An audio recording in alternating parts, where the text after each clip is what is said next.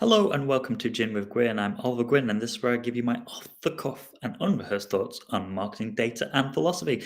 This week, we're talking about the 2022 bubble of data salaries. Now, during the pandemic, a lot of businesses realized that this technical revolution that was happening, this digital transformation that they'd been talking about for 5 years, maybe they should focus on that thing. There was this new trend, or maybe it was a fad called AI, and they thought, oh, this AI thing looks profitable, let's do an AI thing. And they realized that their data was shit.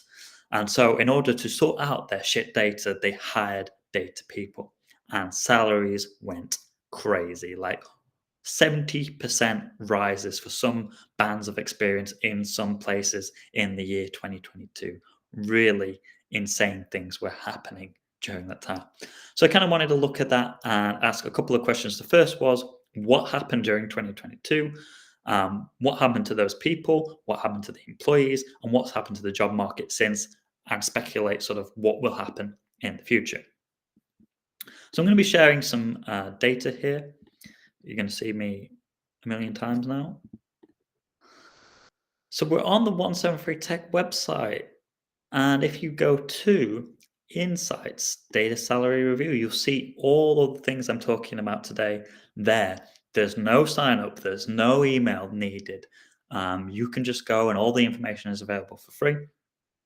What we've done here is we've looked at four major data roles. So heads of data, data analysts, data engineers, and data scientists. And we've looked at data from 2020 through to 2024 for 23 major tech hubs around the world, but focusing on Canada, the US, and Europe.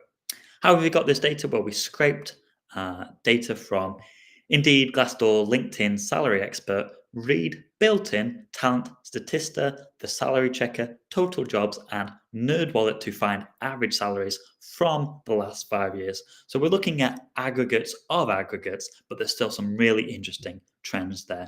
And you can see as you scroll down, we've done an analysis for each of those roles in each of the 23 locations that we've got. So there's some really interesting findings in here. It's all available for free. So be sure to check it out, especially if you live in one of these 23 places.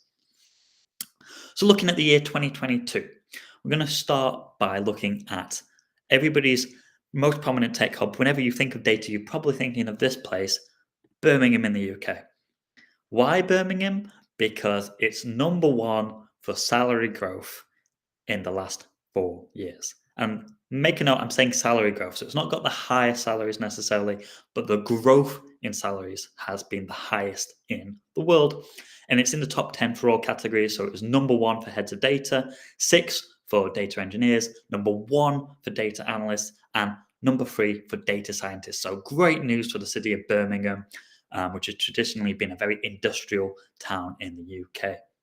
And we see a huge rise in salary, but we also see a couple of trends. So typically what we see in the year 2021 for the year 2022 for heads of data is that the salary dips a little bit because companies stop focusing on data leaders and they started to spend their money on the data teams around them. So typically the bigger the dip for heads of data, the bigger the rise for other roles. And we see for the year between the year 2021 and 2022 here, we see a big rise and this bottom line, which is beginner salaries. So people entering the market 0 to 3 years, a steady line for the intermediate level, which is this dark blue color, so 3 to 5 years, and then a dip of expert roles, which is plus 5 years. So people were spending more money to attract new talent at the expense of expert or more experienced people. And so junior people saw a big rise this year. We can see this most predominantly for data analysts. Look at this rise from 2021 to 2022, a huge rise of 66% in that year for Birmingham. And then data salaries since then have sort of leveled off. Let's look at another place. I want to look at Berlin. So Berlin is another really interesting one. We see yet only a small dip for Berlin for heads of data, but look at data engineers that year between 2021 and 2022. So a 69.23 sharp rise across all experience levels for that year for data engineers, where people realized, hey, we need to build this data infrastructure so that we can do this AI things. So data engineers became really popular this year. And of course, the market kind of corrects the next year. Salaries do go down because they could not sustain that level and then back up the next year. One of the really interesting things that we see in a lot of places is a tightening of the bands between salary expectations or salary for experience. So what you really want as you progress through your career, if you're staying in the same places, you're a beginner, you get a pay rise when you become more experienced, and then another pay rise as you become an expert. And in 2020, we see a really nice, healthy gap between these three levels of experience. And again, back to 2024, we see that gap again. But in 2022, and this happens in quite a few places, the beginner salaries rise so much that there's not much gap between them.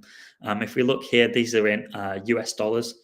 So just for fair comparison along the places, so beginners were getting 110,000 US dollars on average per year, and their intermediate colleagues are only getting 15,000 more than that.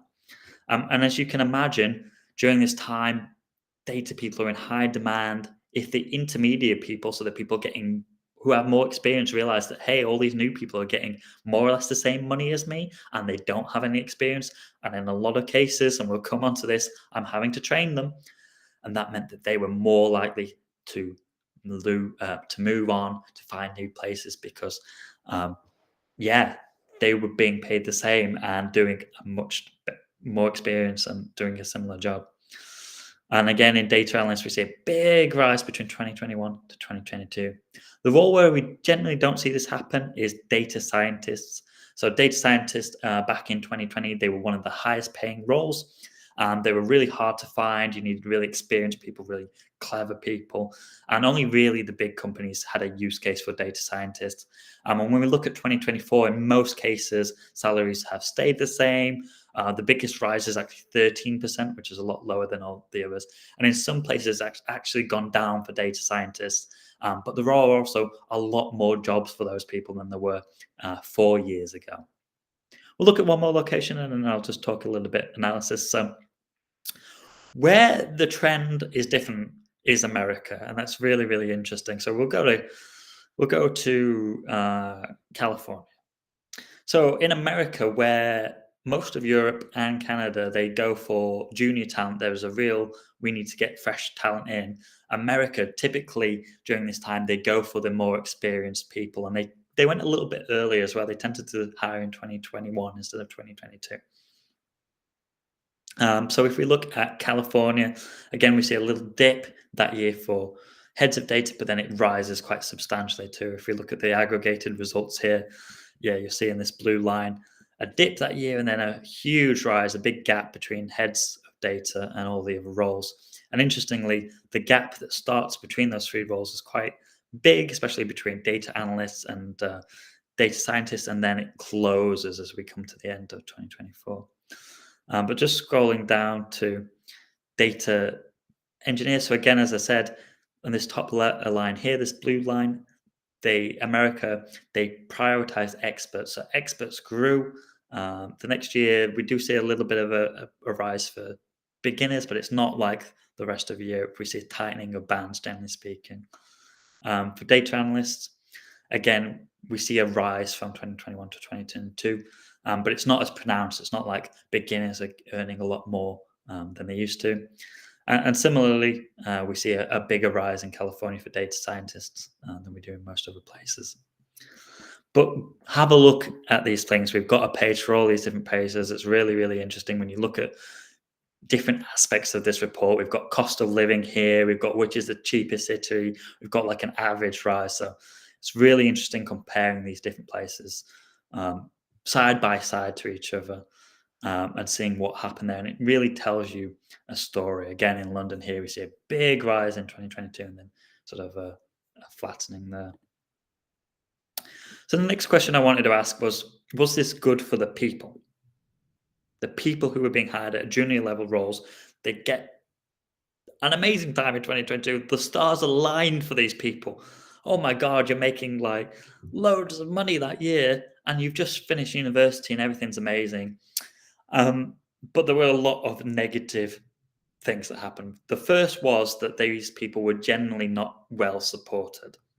So a lot of people, I don't want to say they blag their way into roles because that's very disrespectful, but a lot of people, and even like 4 or 5 people I knew, they changed careers. Maybe they were data savvy people before and they changed careers and they didn't know SQL inside out. Maybe they'd only used dashboards in their role or something. Maybe they only had base level knowledge and they weren't quite at the level where they could be a full time data person.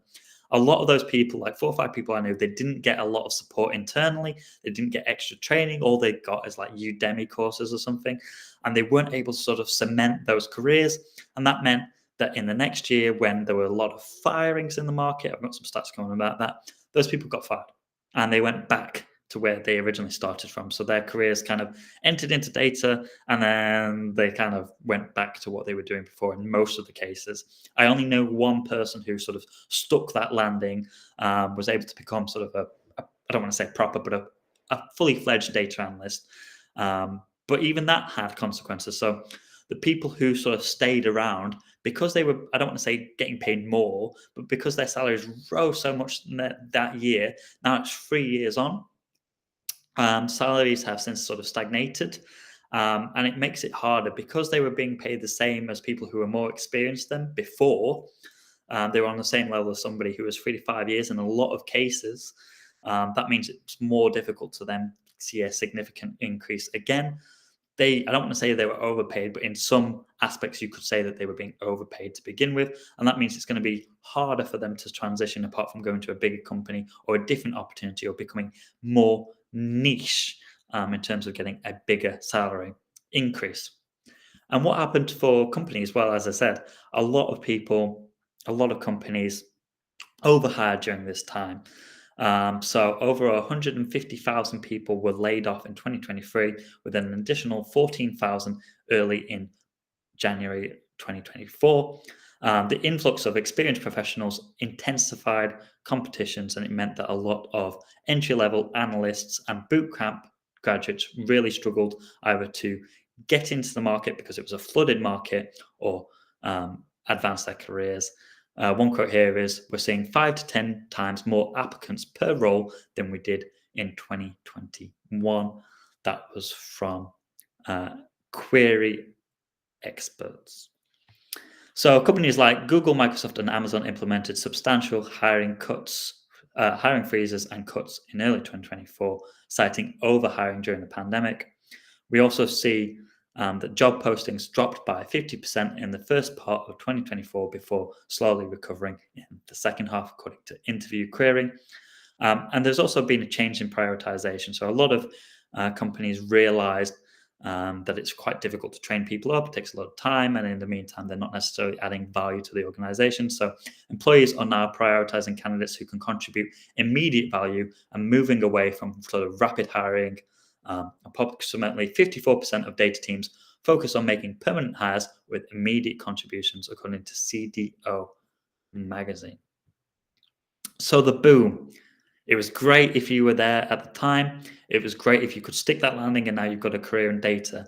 It's not been great for data as an industry, as a profession, as a career path, because it's showed the uncertainty around data. It's not necessarily added a lot more people who are sort of full-time fledged data people, because a lot of people were hired and then they lost their job, so they've had to change their roles. And so we've not necessarily got an influx in talent, which would mean that data salaries and data careers are more solidified. It's kind of highlighted the fact that that was a bubble at the time and that these roles are not sort of guaranteed. After many years of being seen as sort of a sexy role and the place to go, maybe that reputation has been damaged since. Did you get hired in 2022? Tell me what happened to you. Share your story down in the comments below. That'd be great. And if you want to find out more data about data salaries where you are, check out the 173 Tech website. Thanks very much for watching. I've been Oliver Gwynn, and tune in next week for some more Gin with Gwynn.